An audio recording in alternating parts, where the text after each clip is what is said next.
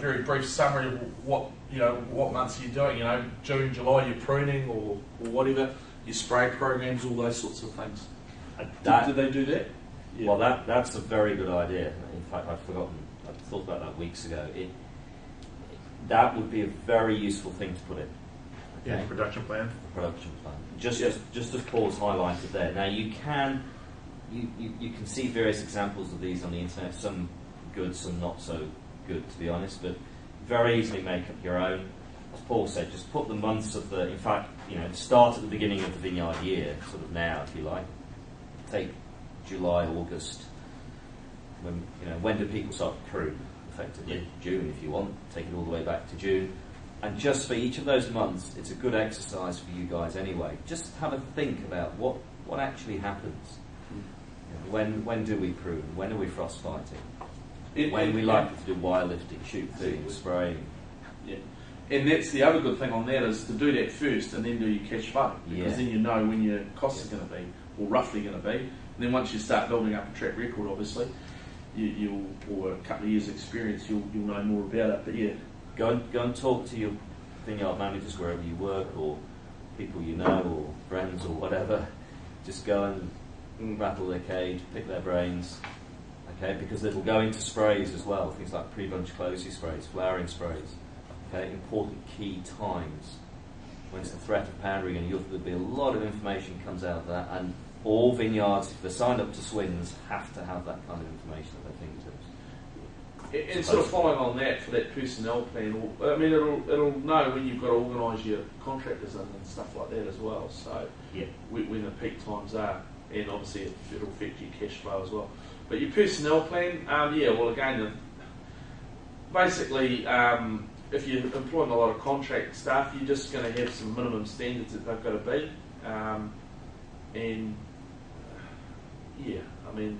I'm not sure how I can really experience in employing, obviously, contract staff on a vineyard. So when you go to a contractor, do they say, all my guys have done a pruning or whatever? John, do you know how does that work? Huge amounts of variation.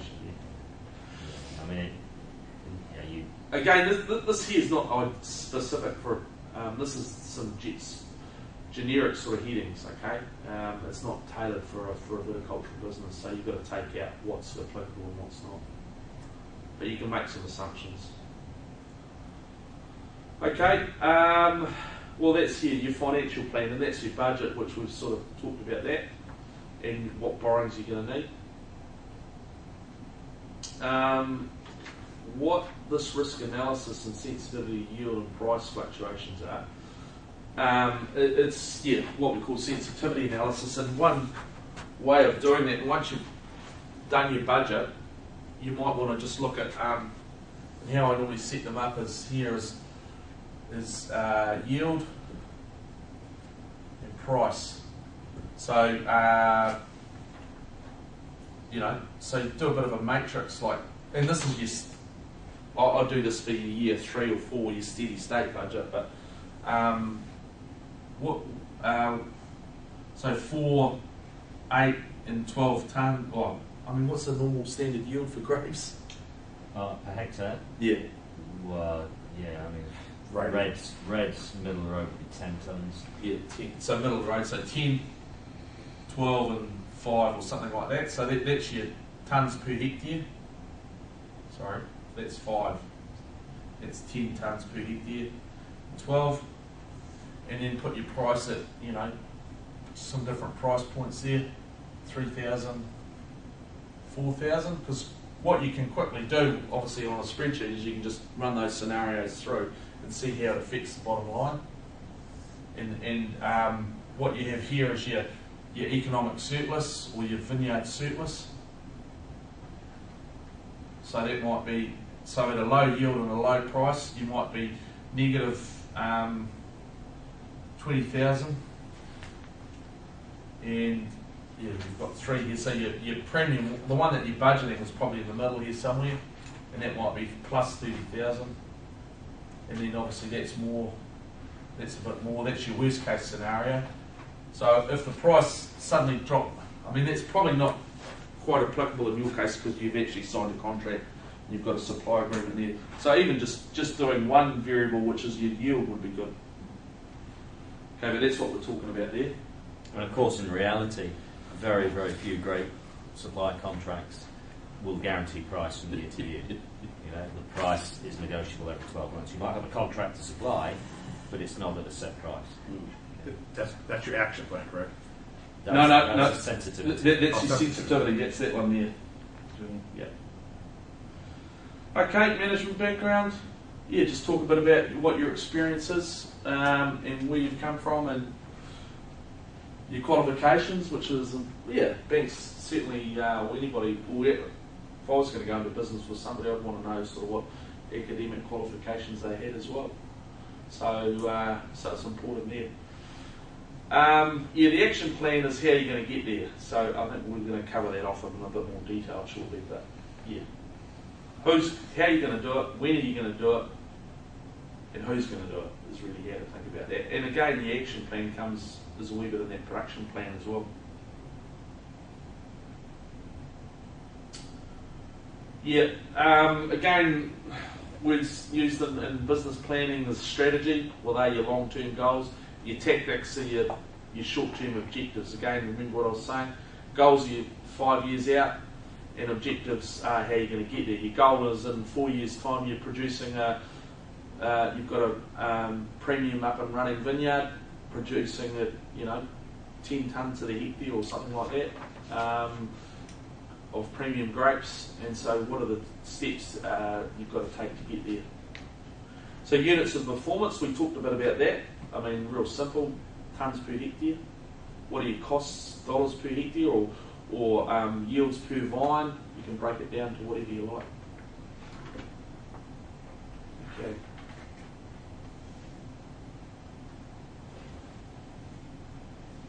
Okay, so that covers that. It's a period of 1 to 5 years, the goal.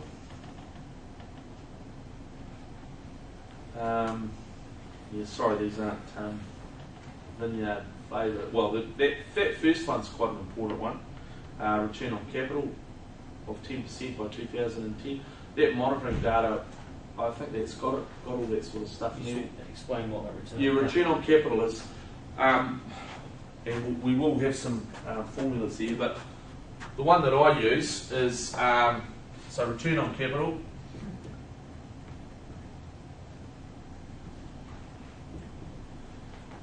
is,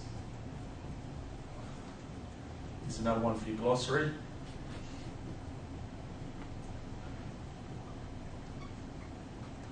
EBIT, do we know what that is?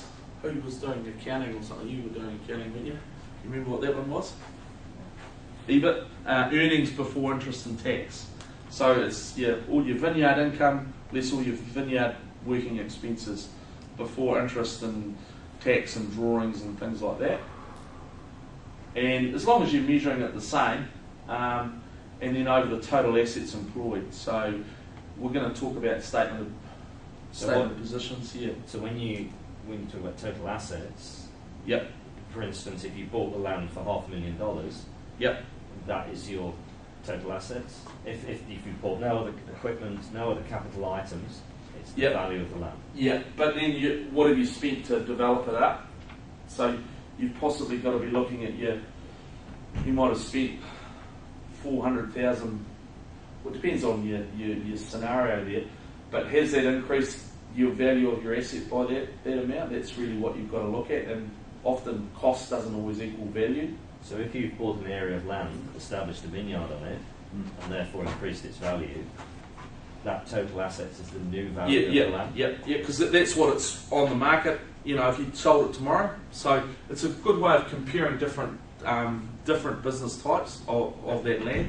Like you might want to, if you wanted to compare that to growing apples and what its costs were, to grapes, to just cropping it, etc. You might not have a bigger capital outlay, but the actual return on your money might be high. So what that formula, a simple formula, is doing, correct me if I'm wrong, Paul, is simply saying, well, once we're in full production, if the value of my land, once it's all developed, is $1 million, and I'm actually, my gross profit, so the money I've got left over after I've paid all my costs, is 100,000 a year, my return on capital is 10%. Yeah. Yeah. So it's just expressing your gross margin, your gross profit, gross income. It's expressing that as a percentage of the amount of the value of your total value of the asset. It's effective. And really what happens is what you'll find with that, there will be some stuff on there about it, but I'll also just take you through how to lay out a proposal. Well, actually, we'll cover that next week when we do the bank stuff, but all that'll become clear. But it's a good way of just comparing, having that money there, or that's your return you're getting, comparing it to if I just put that money that I've invested, just putting it in the bank or something like that, what return am I going to get? What's the one thing that you can't, it's pretty hard to compare between having your money invested in the vineyard and you're running it compared to having it sitting in the bank? What's the one factor that doesn't take into account?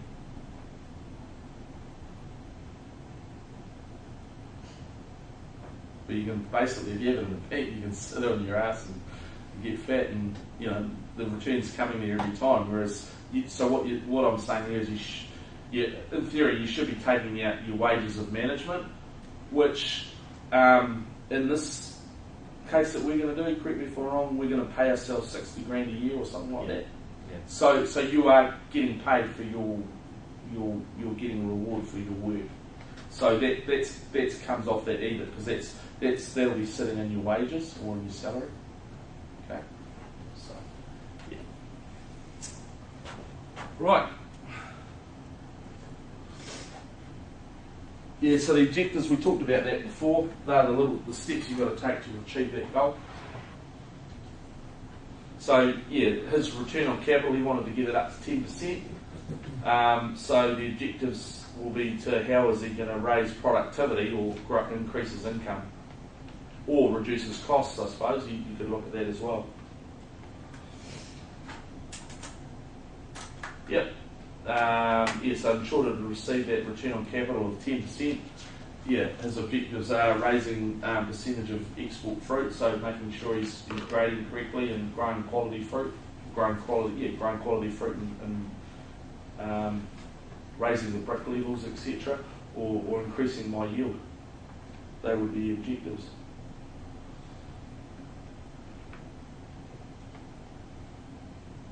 Okay, another sort of buzzword around is stakeholders. So, what's the difference? So stakeholders is everyone that's involved in the business. It's not only the owners or the shareholders, it's the staff as well. And you could look at that as your customers as well.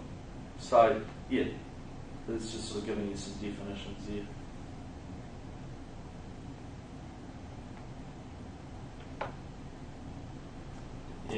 Or action plan, a plan of actions. We're just a bit of a play on words there, but again, they're the things that need to be taken to achieve those objectives. Direction, and it talks about values there, the way in which the organisation, its employees and stakeholders operate.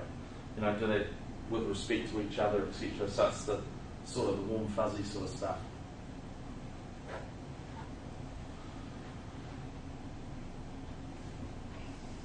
So again, a snapshot of where you are. So what are the physical resources? So again, that'll come in, will be incorporated a wee bit in your SWOT analysis as well. Financial records, you're not going to have any track history there because you're developing a beerland block, or you're taking out existing vines and putting in new ones.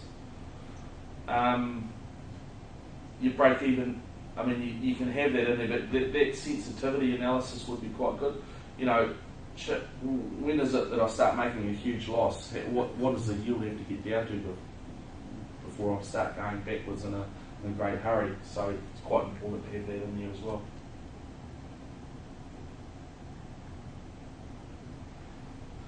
So again, this is really where you're going to collect that information. The grape growers, what are they called? Wine Growers Association, is it, or grape?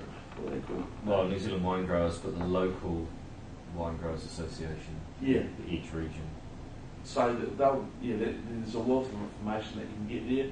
We've given you some sites.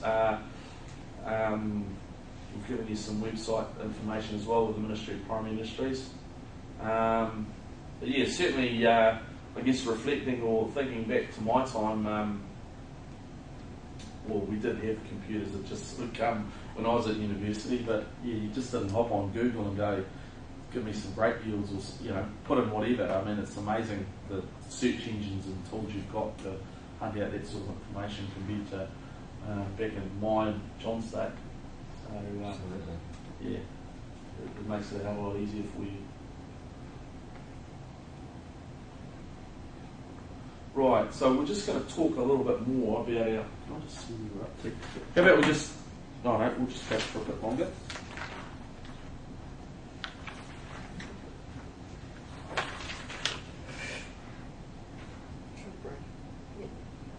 Need a break? Yeah, we'll have a break, eh? Good idea. We'll finish it up before 12 anyway.